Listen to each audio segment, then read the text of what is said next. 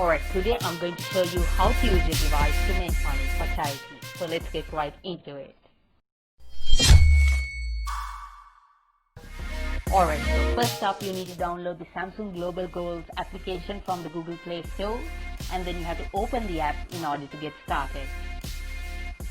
So this is the basic interface of the application, and there will be two main features which I'll be talking about in this video today. The first one is going to be wallpapers for good, and the second one is ads via charging.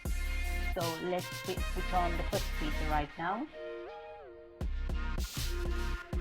Alright, wallpapers for good is turned on. Okay, now you will see an UN ad on your lock screen, and let's switch on the second feature. It's going to be ads while charging. So now third-party ad will pop up on your lock screen, and the money gained by that will be given to you for donating to a charity of your choice. That's the end of the video. Do try this out, and this right now on screen is sample wallpaper.